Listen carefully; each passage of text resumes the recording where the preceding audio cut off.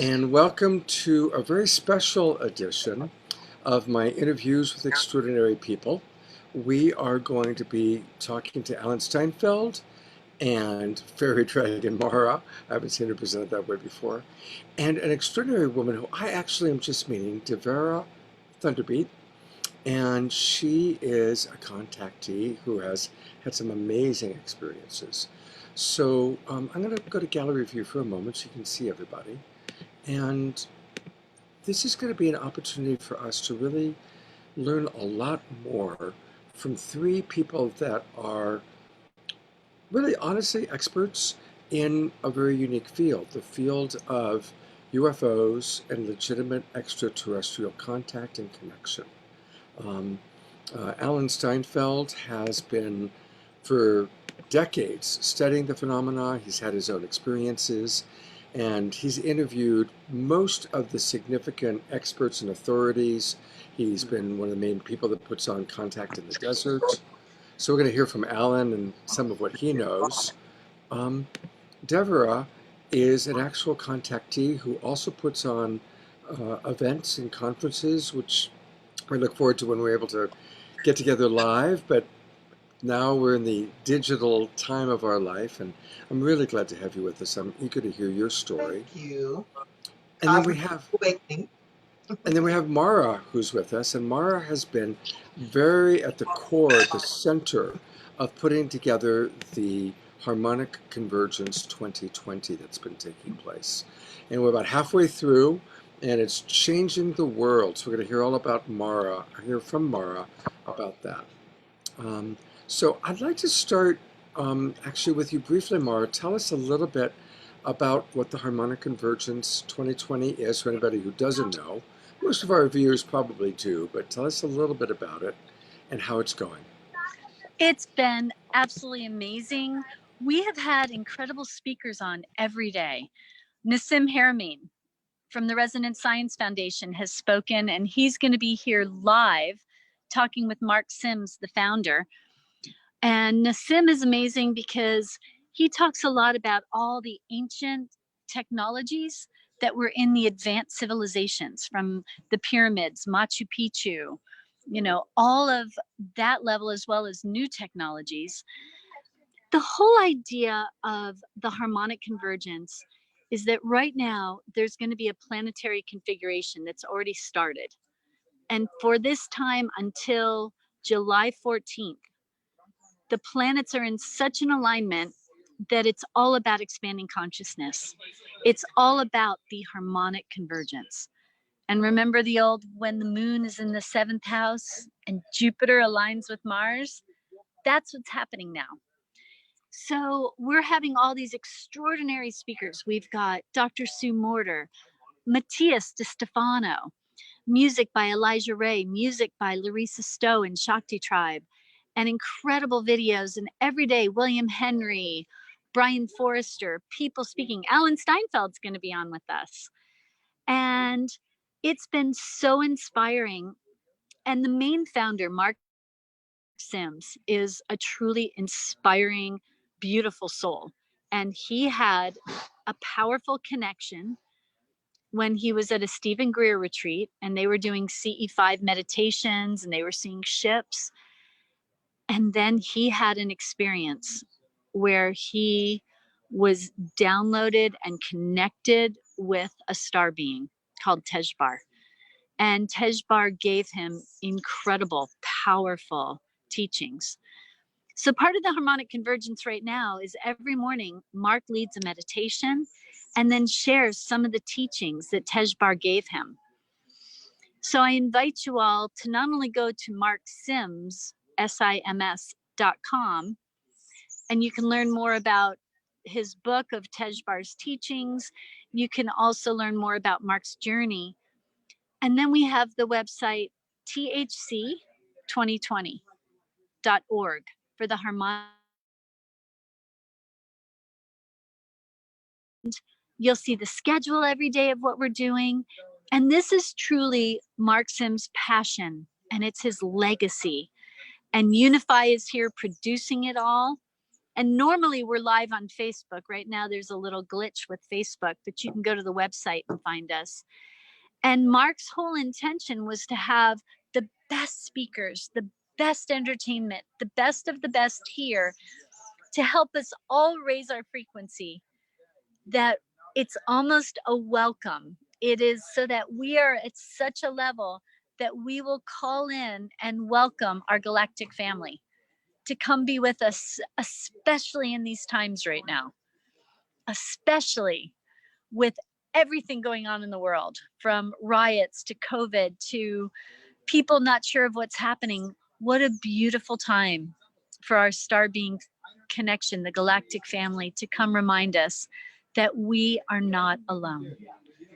And the intention of all this time is, after these amazing interviews and powerful times of meditation and breath work together, that's going out to the entire world, Mark's been given a vision that there's a strong possibility that on the evening of the 14th of July, we may see ships in the sky, and in such a way that when people look up, there can be a configuration in the sky of ships and a pattern that we will absolutely, definitely know that it's a real possibility and that we are not alone, and that Wow. all these sightings are real. So that's what I wanted you all to know. Oh my God. Great job, Mara. Great job. Thank you so much. Can you stick around for a few minutes? I'm here with you. Awesome. You know, a lot of the people she talked about have been guests on our show that we do every Saturday night. And just a reminder that tomorrow night is our next episode of Saturday Night Alive for the Global Peace Tribe. And Mark Sims, who she's been talking about, is our co-host, hosting along with Deborah Giusti and myself. And we've got amazing speakers. Most of the people that Mara mentioned have been on our show previously. And tomorrow we're featuring a lot of very special people.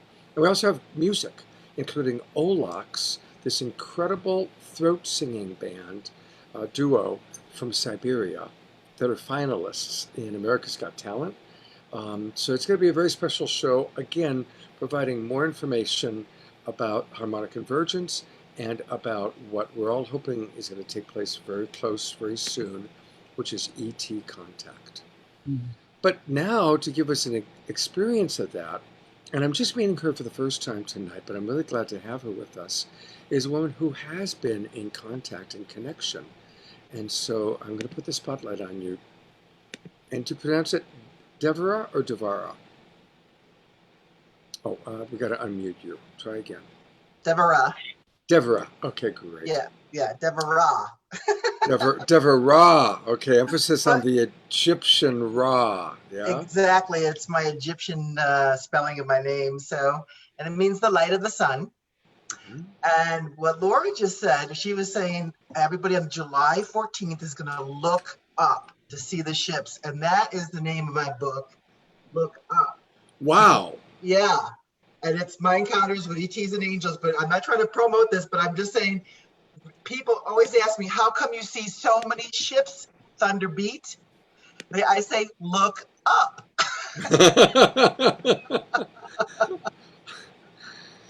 So now, they're out there. I mean, if you go out for an hour, you're going to see something, at least, especially in Sedona. I mean, I've actually been all over the world, and I see them. If you're up looking about a half hour, 45 minutes, you'll see something, you know.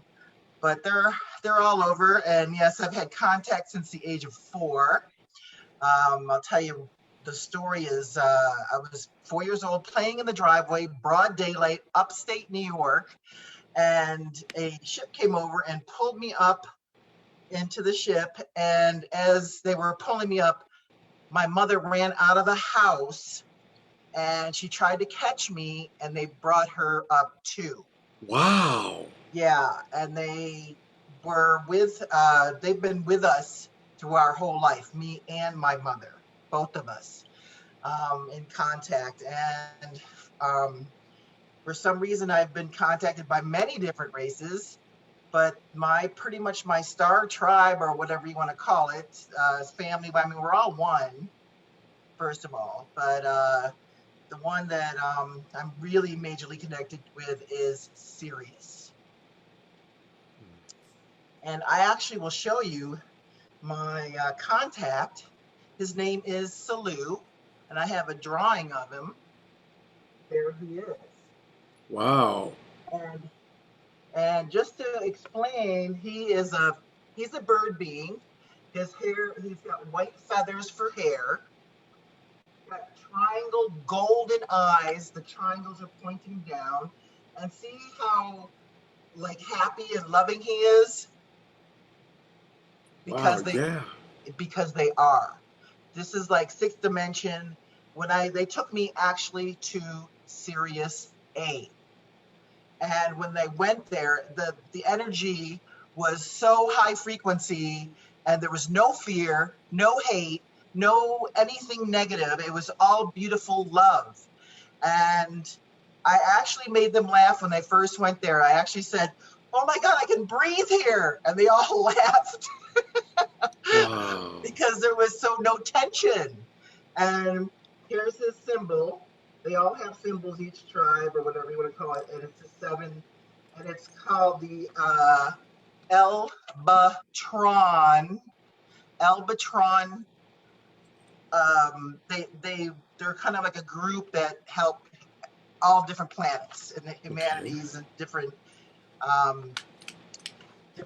beings. So they're Sirius A, and they actually live inside the sun. So you don't go there physically because it's a higher frequency, because you'd burn up. But it's true. It's it's like astral projecting when you go there. When they took me there, So and these beings are just pure love, and they told me lots of messages, and they're in contact with me once in a while. But the messages are they have been helping the planet for centuries.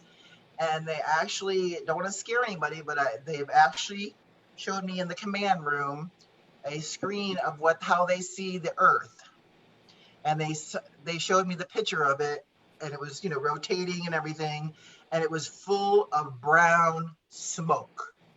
And I said, that's polluted. They said, well, if we didn't clean up the planet and send the rays of light, the planet would be a dead planet. And they showed me a black piece of charcoal. So they've been helping us, saying it straight up, helping us for centuries, they said. Centuries. There's many, and a lot of people always ask me, how many, what does the beings look like there? There's many beings there, just like Earth. There's millions of species here. There's, everybody gets stuck in this one thing about, oh, what do they look like on Sirius A or, Sirius B or this and that. There's many beings there. I didn't see any grays there. The grays, they had ones that looked like grays, but they were pink. And pink is unconditional love. And they work with color, light, and sound. This is what they do. They use frequencies. And they were telling me that, at this time when I was there, at this time, which was a few years ago, at this time, we're sending the golden green lights, ray lights, and the gold is the purification, they said, and green is healing and love. So It's just beautiful stuff. So first of all, I just want to acknowledge how blessed you are to have had these experiences, and also that they've been so positive. And I just want to ask, because I have also interviewed people that have had implants put into them and have basically been treated like a science project.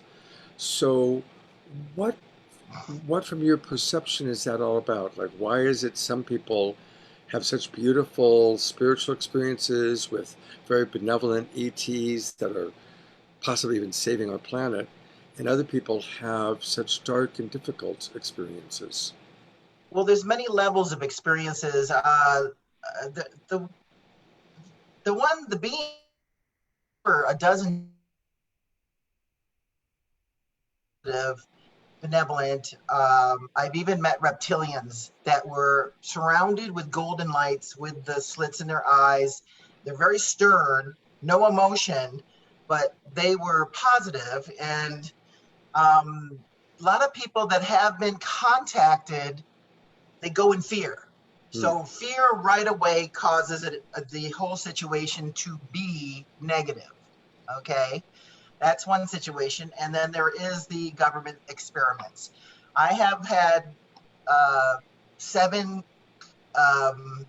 implants put on me by other species that are not good, but I have never met them. I don't remember ever meeting them, and I've had them removed. They always want to know what's going on, you know, what the light forces are doing, and it's a crazy situation. Well, we're gonna hear a lot more from you, but I want to get to our other panelists. But thank you, and we're gonna hear a lot more from you, Deborah Ra, emphasis on the Ra. Alan Steinfeld, a longtime friend. Alan and I have known each other for a long time. He was an assistant director on a feature film I made in Maui back in 1989. So, Alan, thank you for all the work you've done of bringing forth this information to people. And what's kind of because you have an overview, you've interviewed a lot of people. What's your perception of what kind of the different species, and what do you think is happening now? Well, let me just say, Mara is a big part of Contact in the Desert too. And we go around and host a lot of stages. So we get to see the variety of perspectives.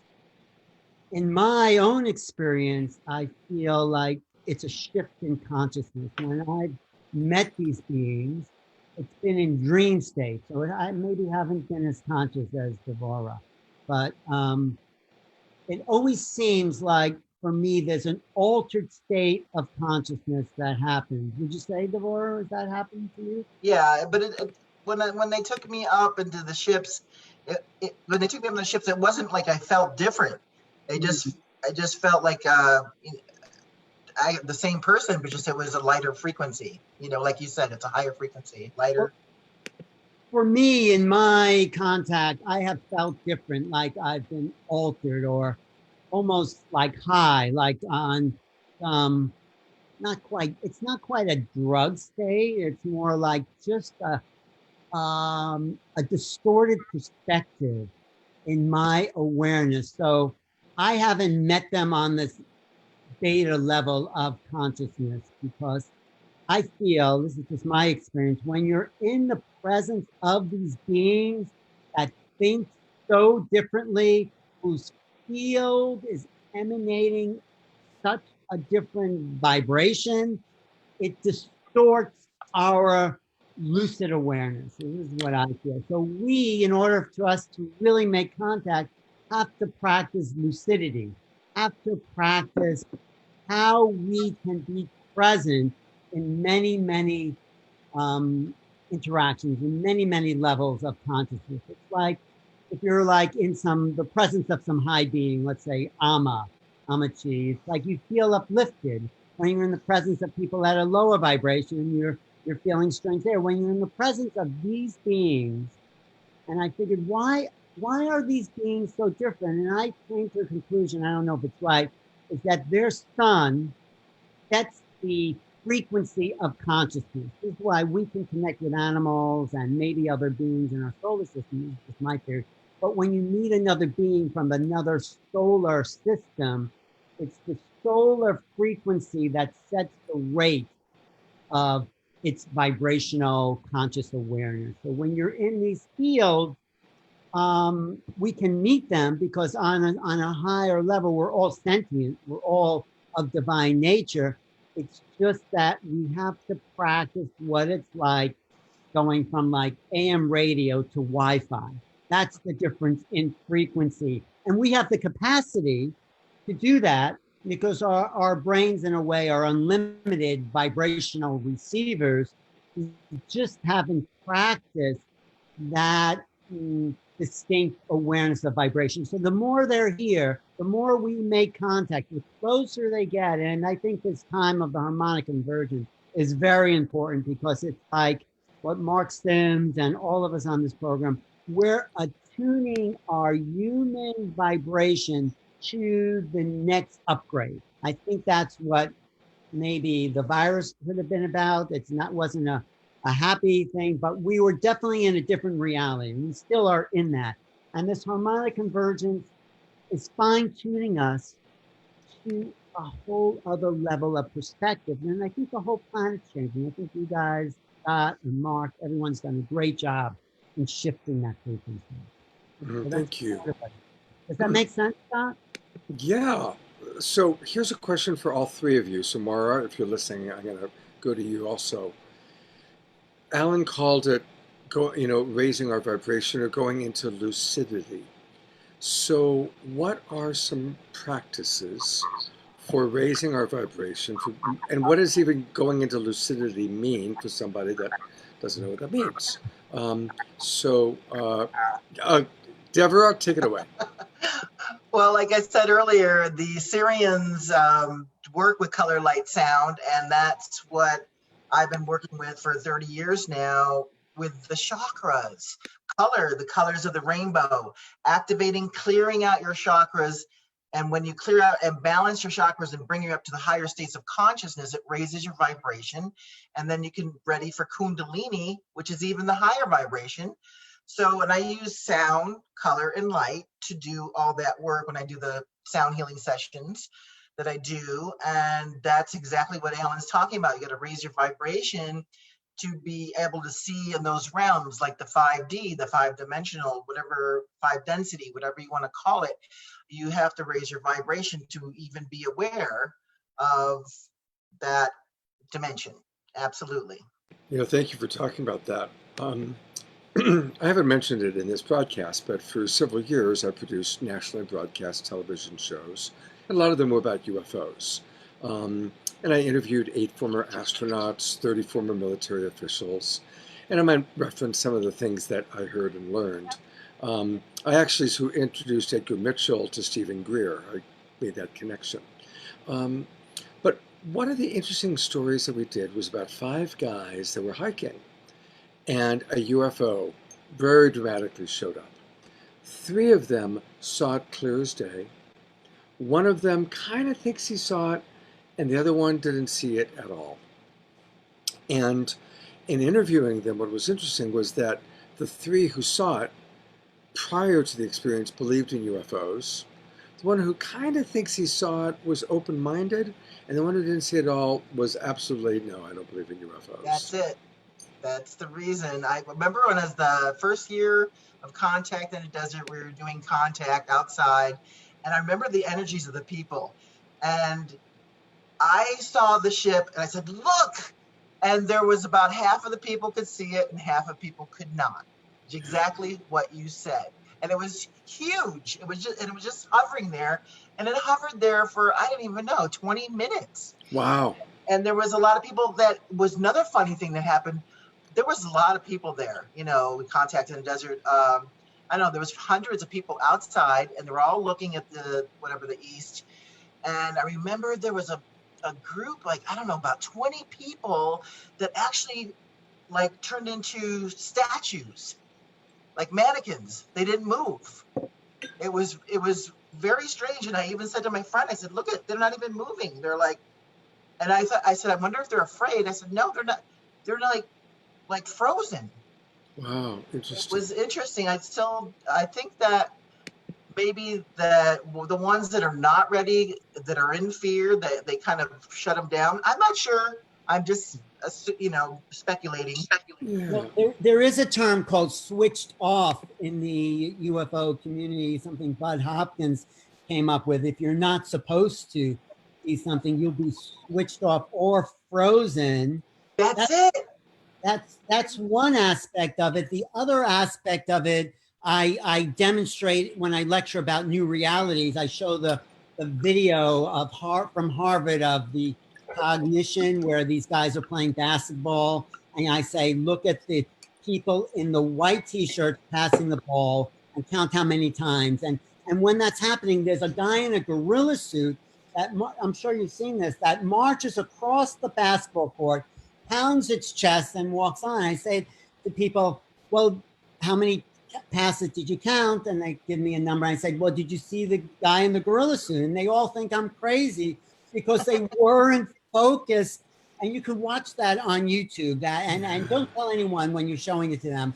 Just have them, and it's right there in front of them. And because they're not training their perceptions to see it, they absolutely don't see it.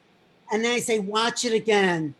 And they don't count the basket. And then I have to swear it's the same video because people come and say, It's like no, that's impossible. And it's like, It's well, like the Mandela effect.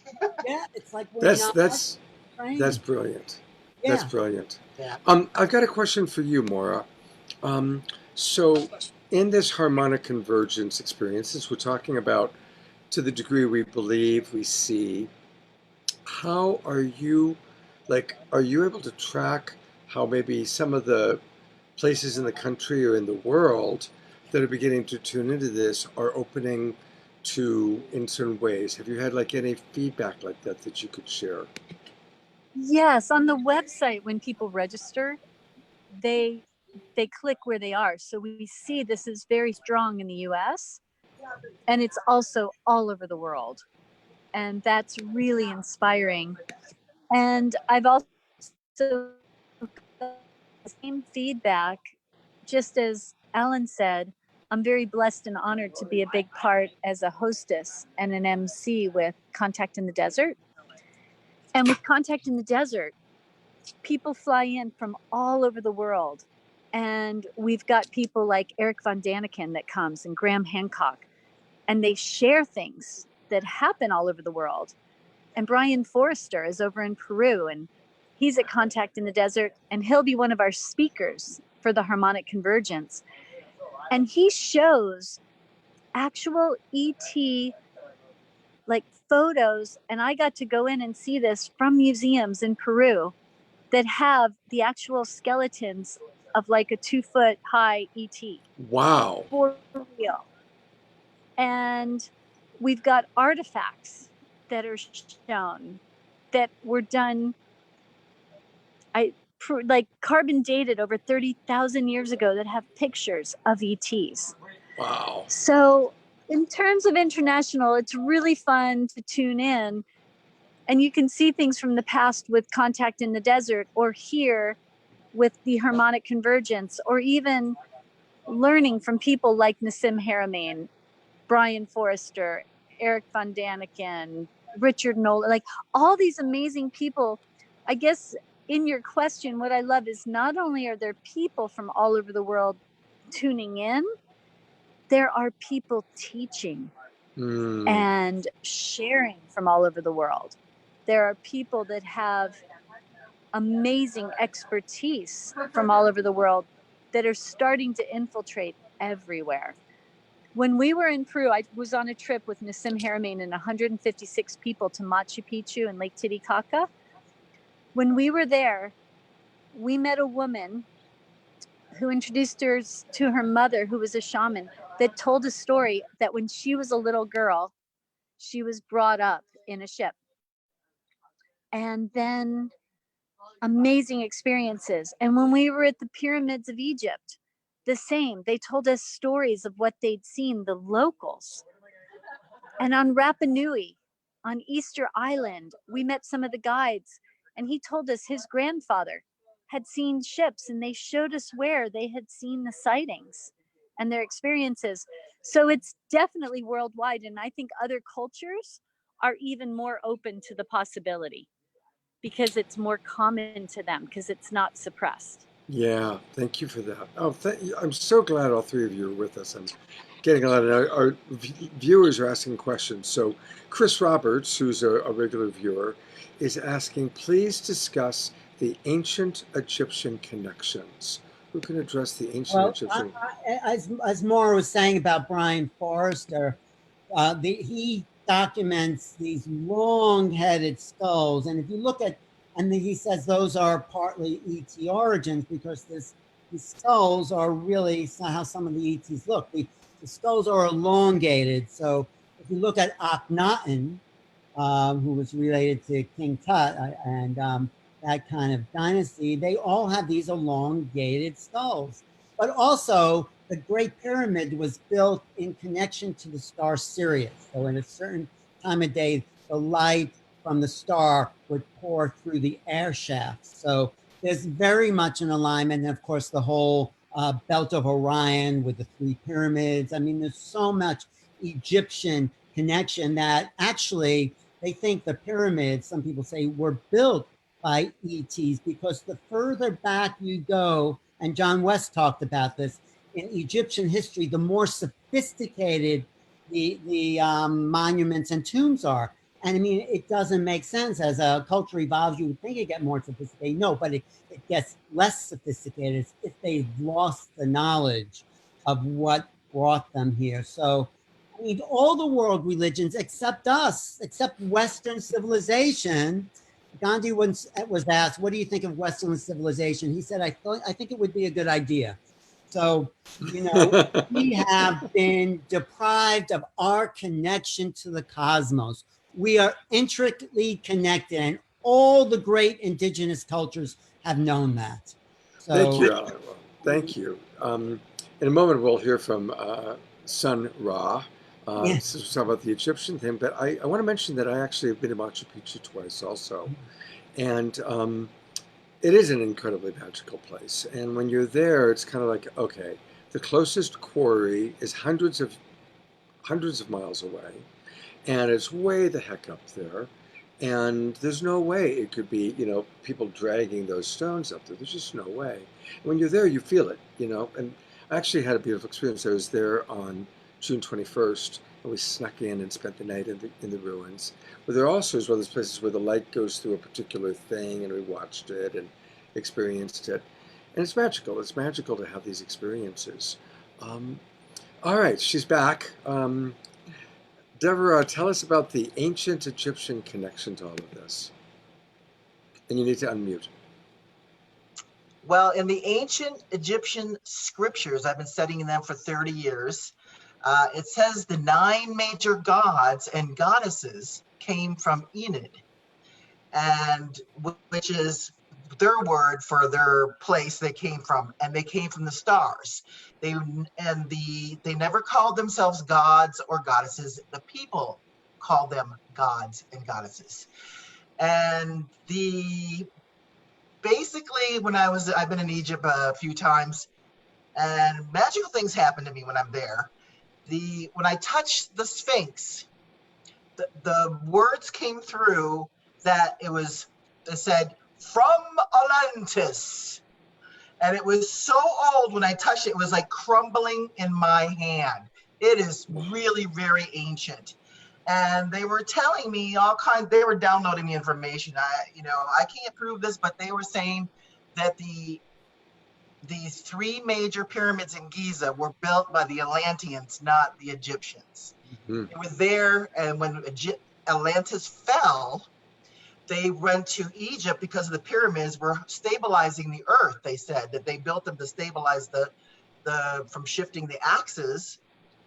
And this is the information they gave me. And then they started building their culture there from Atlantis. So the 9 major ancient gods, Osiris, Isis, Thoth is known to be from Atlantis.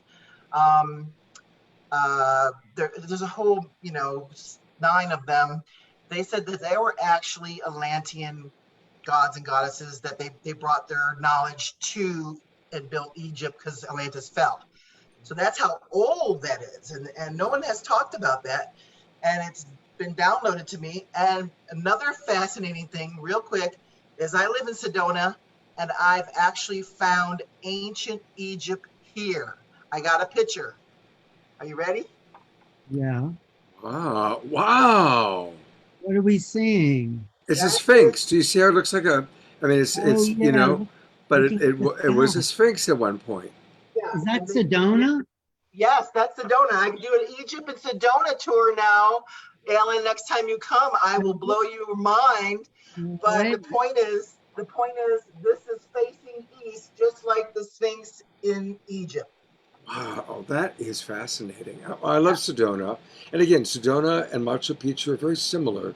They're like portals, it's when I was doing the UFO stuff, we did a lot of stories. Do you know the Bradshaw Ranch in Sedona? I do. We did a lot of stories there, a lot of interesting things happening there. Yeah. Here's another question, probably from Moira. Dorina asks, thank you all of our people on Facebook watching. Dorina asks, how many people are needed to synchronize their intentions, energies, meditation to get over the tipping point? This number has been constantly changing with time. So, were you able to hear that, Moira? It's a great question. And of course, one of the first numbers that come, we've heard from so many indigenous cultures, the 144,000. And because you're asking me, I feel that the holographic aspect is, of course, all those that are is the perfect number, and that we are all one. So truthfully, it can take one and one and one and one and one, that when we all come together, all of those of us that are called to be doing the meditation, to be uplifting the frequency, will all connect and contribute to that oneness. So I've heard the number 144,000 over and over. To me, that is symbolic, almost like sacred geometry. Take the 64 grid tetrahedron of the flower of life. You put a lot of those together and we get that number. However, just like that Fibonacci swirl, it all starts with one. So it's within each of us. Beautiful. That as we step up our consciousness and connect with our family and our friends and our beloveds, that oneness will start the 100th monkey effect. And all there is one of us anyway. Right. So as that one within me does my work, it'll ignite the one within all of us. And I know that's where Mark Sims comes from.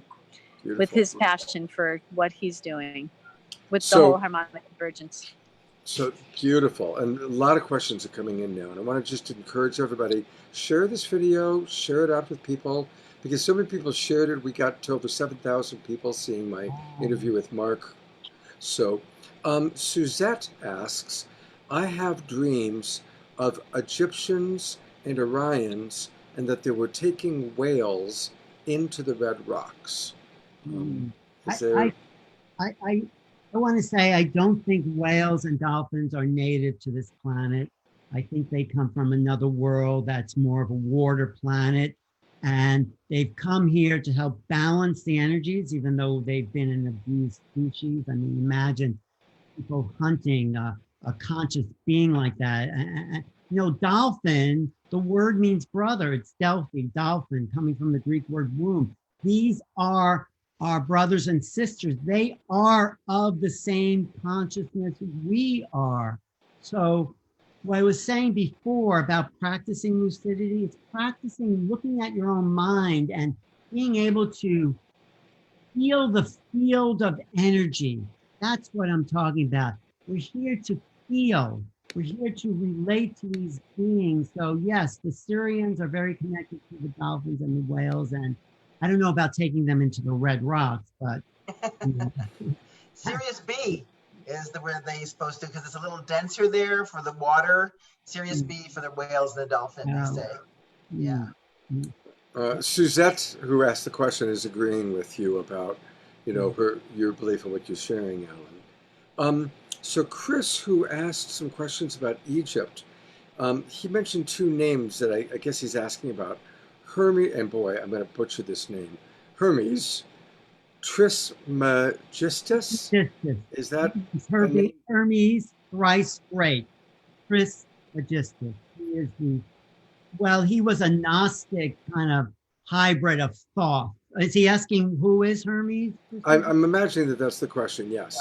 Well, there's a whole tradition from Egypt, and then when the Alexandrian Library was built and the ancient Hebrew texts and the ancient Greek texts were all brought to Egypt, there was not quite a religion, but a kind of way of looking at the world called Gnosticism. And the early Christians were Gnostics. So Hermes became the master of knowledge.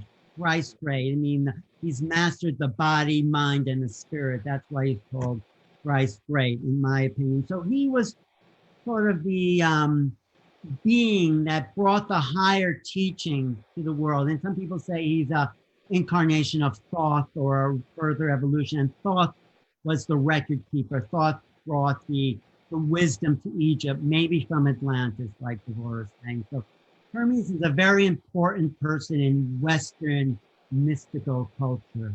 And he, the beginning of alchemy started with Hermes.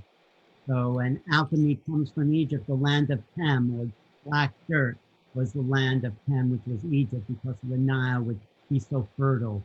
So there's so much in the Western tradition. Alan, you're like the Wikipedia of mysticism. It's like who needs Wikipedia? Just ask. Really, this is very impressive. What else does anyone need to study? Do you want to watch football? Do you want to look at the mysteries? Well, I do enjoy football, but all right, we have another good question here from Tarina. And this is something interesting I don't know about, so I'm going to be curious. She asks, what about the amazing Bosnian pyramids, which are believed to be even more ancient than the Egyptian ones? Many consider these kinds of pyramids to be energy stations for ETs and advanced civilizations. Do you? So anything about the Bosnian pyramids? Do you want to say anything, Deborah?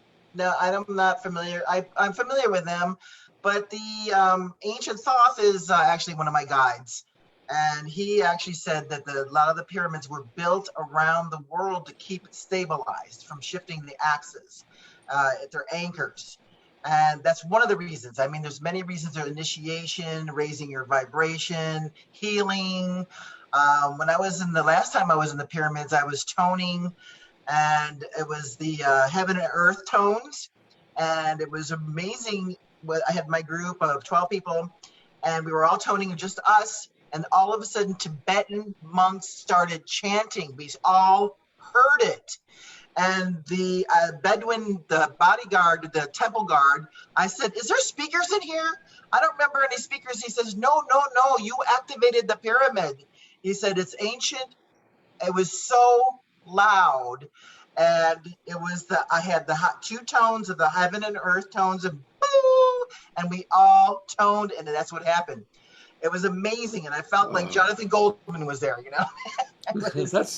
That's awesome. So, Alan, do you know anything about the Bosnian? Yeah, the Bosnian pyramids was discovered by this guy, Sam. He has a longer name. He's Bosnian. He noticed this mountain in Bosnia that had very much of a pyramid shape. And his hypothesis was that is a pyramid that was overgrown by forests and lawns, just like the Yucatan. If you ever go to the Yucatan, there are no hills in the Yucatan. It's completely flat, except when you go through the countryside, there's all these mounds, and that's just buried temples. Less than 1/3 of the Yucatan has been excavated. So anyway, this guy in Bosnia noticed this pyramid-shaped mountain, and he just thought there must be a real pyramid under there. And he started digging at the base, and he found these tunnels, and it's still in process. So there's these constructed tunnels underground going under that pyramid-shaped mountain, and it's still a work in progress. He hasn't gotten to the center, but he's found these obviously constructed tunnels that might be as much as 30,000 years old, back to the time of. So it's an ongoing discovery, but it's also, I think, 2/3 higher, or maybe more, than the Great Pyramid of Egypt. It's the largest pyramid in the world. But they also have this Pyramid of the Sun. That's the biggest one, is Pyramid of the Sun in Bosnia, and the Pyramid of the Moon, just like Teotihuacan, Pyramid of the Sun, Pyramid of the Moon. They're all similar. And what I'd love to add is, I know all these, again, I just go to listen to these amazing speakers. Both Nassim Haramein and Matthias de Stefano talk about the ley lines. They talk about the energy points on the earth, and that when you follow those, that Bosnian pyramid is right in line. And I know that if you follow Mexico, Teotihuacan, and Peru, and even Machu Picchu to Easter Island, they're all in that same ley line. Right. and the Hawaiian Islands, you can actually pinpoint out. And of course, it's right there, even though it was buried, it's in alignment. And both Matthias De Stefano and Nassim talk so much about the Earth grid points. Right. And the sacred sites are there because of the energy vortexes. Right. So the pyramids focus the energy vortexes. They're not just pretty designs. They're actually energy generators. Linda Moulton Howe is a big person at Contacting the Desert. Just talked about one in Alaska that's buried under the ground, but it's generating energetic fields that can power a city. So, even a lot of the old sacred sites way back when that were on these same energy centers, the Catholic Church came in and took apart the old pagan sites and the Druid sites, and they would take apart the temples and rebuild the church and say, oh, all the healing power, it's from the church, when it was actually the energy vortex that was there. Just as Alan said, it's true. Nassim even says they're energy vortexes, they're energy amplifiers. That's what they did with so many of these pyramids. And it'd be fascinating to go explore Bosnia. Yes, let's go. There's a trip to take. I just want to add to what Maura's saying, because if you go to the south of France, there's all these churches that have these black Madonnas in there. The Black Madonna was not a Christian thing. It was part of the pagan rituals that were incorporated into the church. So those churches are built on power sites, power points. Yeah, and of course, it's a good reminder that almost every Christian holiday was revamping of a pagan holiday. Right? Easter is for the god Ishtar. I mean, there's nothing Christian about Ishtar. Yeah. So I just want to give Chris Roberts, in talking about like the meaning of the pyramid, says, the pyramids are like acupuncture needles for the earth made out of stone. I like that. Out of blessed stone. So that's pretty interesting. So the ET connection to the pyramids, that some people think they were placed here to keep the grid of the earth in place, even though it's been distorted. But now that all of us are recognizing the sacredness of these sites, it's sort of restoring the grid, activating the ley line, and preparing us for the frequency where we can now meet the other. And I think that's what this time is about, these 10 days. Thank you. I agree. I mean, it's an incredible time. So, all right. So now I want to ask a hard question. We all have had our own experiences. We've all seen UFOs. We've met a lot of experts. We've got a lot of information. But, of course, everybody else has a right to their belief. When I was really actively involved in this, and I was traveling around and giving presentations, I always concluded my talk with, when people say, well, is it real? What do you think? And I came to the conclusion that this is a dream world. And on one hand, all of it's real, but from another point of view, it's just this incredible dream within a dream within a dream within a dream. And we all do have our different dreams. We might dream of benevolent aliens. We might dream that we are science projects. We might dream that, Jesus is the only way. We may believe that Jesus is a myth. And none of us really know what the truth is in the big picture. We just know our experiences and then our interpretations of our experiences and our interpretations of what these things mean. Last thing that I'll say, and then I want to hear how all of you feel about this. I had a wonderful teacher named Bruce Joel Rubin when I was living in Los Angeles. And Bruce is a very successful screenwriter. He wrote the movie Ghost. He won an Oscar for that.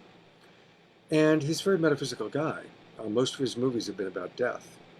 And Bruce had a great quote. He said, enjoy your mystical experiences, but don't make a religion out of it. And I think there's a lot of wisdom to that, because human nature, we want to make a religion out of our beliefs. We want to find, this is the answer. And I'm bringing this up right now because there's so much discord happening about the pandemic and these times. And is it 5G? Is it 5D? Is Bill Gates our savior? Is Bill Gates the Antichrist? Is it all, a hoax? Is it, some gigantic conspiracy thing. And I'm not here to say that that's right or wrong. I'm here to say I have no idea. I have no fucking idea. None of us know for sure what the truth is. We still don't know who killed Kennedy, right? So, but we all have strong beliefs about it. And there's all this evidence. Oh, the CIA did it. Lyndon Johnson did it. The mafia did it. Lee Harvey Oswald did it. And so ultimately it becomes, what do we believe? And what does the fact that we choose that belief tell us about our archetypal landscape and the way we see the world? So I'm kind of sharing my perspective, and I'd love to conclude tonight with hearing each of you kind of how you relate to that and what your kind of overall big picture about all this might be. Well, I want to say, I think this is a great awakening for everyone. I want to be positive about it. I think that people are waking up to the truth. I actually call it a plandemic, but point is that a lot of people are waking up, and I really think that we are, fighting to get our rights and realizing what's true and what's not true, and that is what's going on. I mean, it's huge awakening. Yeah, no doubt about it. It's like a big global timeout. Everybody out of the pool, right? But then again, was it man-made or was it Mother Earth? And I could imagine both being true, or maybe Mother Earth through man or whatever it is. But it's how we work with it that matters. Using this time wisely, using this time to self-reflect, using this time to really look at our issues. And I think we all agree, we don't want to go back to normal, because normal was not sustainable. Normal was not healthy. Normal was destroying the planet, destroying the species. Alan and Mara, what are your kind of overview? About what you said about religion. I think one of the reasons that these beings don't land is because they know this would be a religion. They don't want to make us subservient to them because they're technologically more advanced. So they come, they appear, they telepathically download, but they don't want to show up and say, yes, we're here to save you. No one's here to save us. We have to save ourselves, and we have to see these beings as equal. They may be more evolved intellectually, technologically, but they're not greater than us. So this is our coming of age. And that's why Devora and Mara are here. And what Mark is doing, he's trying to bring everyone up to speed, saying, yes, we've been the ones we've been waiting for. It's a little cliche now, but it's our time to take control of our destiny and meet these beings on equal ground, even if they seem greater. But there's no reason to fear them. I know you talked about fear, but they are waiting for us to grow up. They started to appear right after the atomic bombs were dropped. Of course, they've been here throughout the ages, but they do have this kind of oversight, I think, about atomic weapons. And so they're going to make sure we're not going to blow ourselves up. That's right. But we still have to take care of our own mess.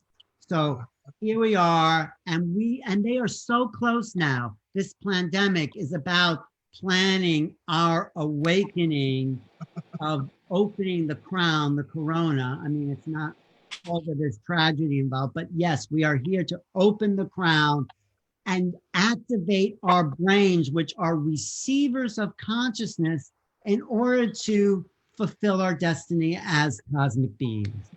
Nice. Beautiful. Beautifully stated, Alan. Beautifully stated, Devora. Devora.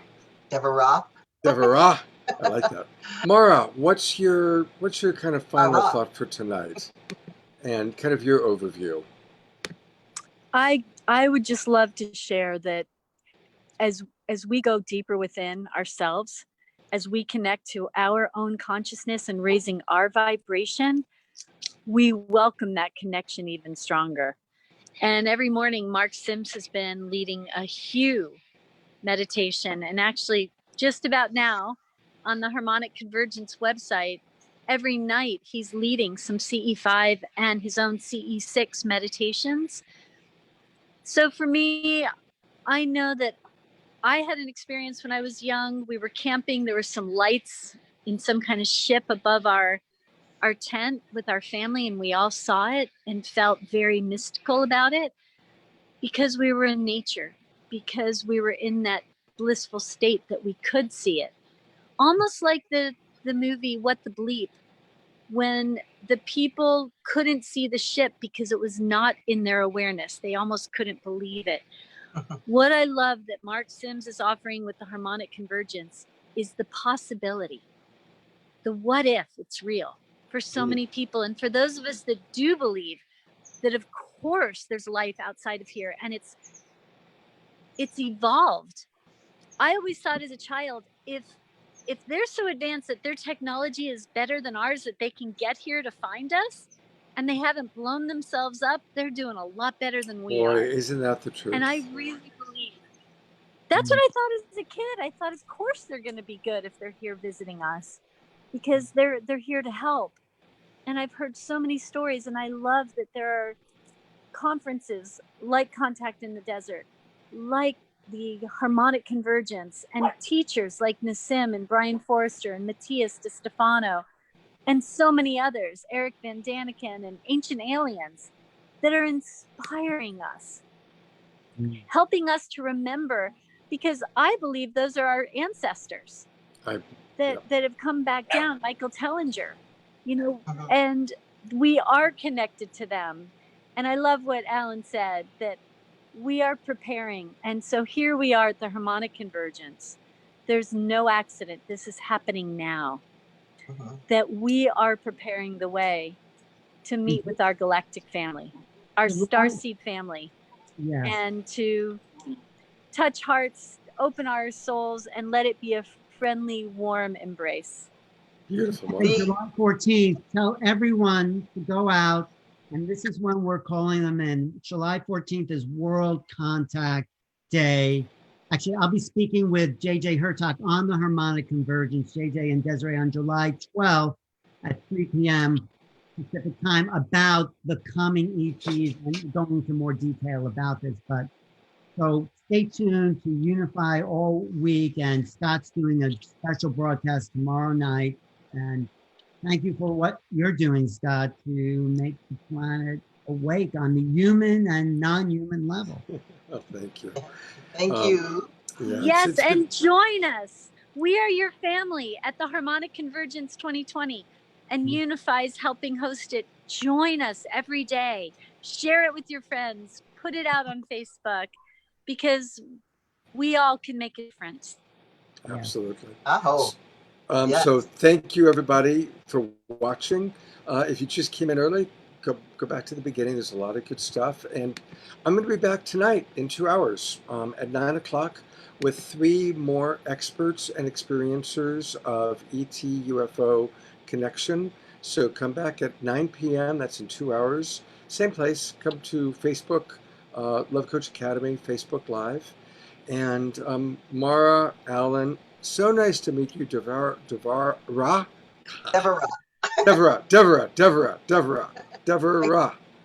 apologize. I have a very Everyone does it. It's like Deborah with a V. That's what it is. I have a very good friend named Devora, so that's what I'm getting a little tossed. But thank you, everybody, for all you're doing. And I want to acknowledge a couple things that was said. Chris Roberts said there are 2 main approaches that on occasion blend in the esoteric world: the psychological method and the spiritual model. And that's absolutely true. But science and spirituality are coming together. We're now learning how to see that they're just 2 different ways of expressing the same thing. And Tarina brought up exploring the concept of consensus reality. And that's really true. When I was doing all the UFO stuff, I consistently explored, okay, to what degree is this about group consensus reality, and to what degree is it somebody's individual experience, which is still valid. And that's why Roswell on July 2nd, 1947 was so important, because it was a big event that happened in group consensus reality. And by the way, changing. The consensus reality through the harmonic convergence is shifting that focus to a bigger picture. Yes. Yeah. Absolutely, raising the frequency. That's What were we right. going to say, Seth, by the way? What? Oh, well, just something actually building on what you had mentioned when you were talking about how UFOs started coming more often after nuclear weapons. What most people don't know is that in 1947, the only atomic bomb squadron in the world was in Roswell, New Mexico. Yeah. It's not a coincidence that a UFO crashed just outside Roswell because they were monitoring what was Right. happening. Edgar So Mitchell was born in Roswell. Did you know that?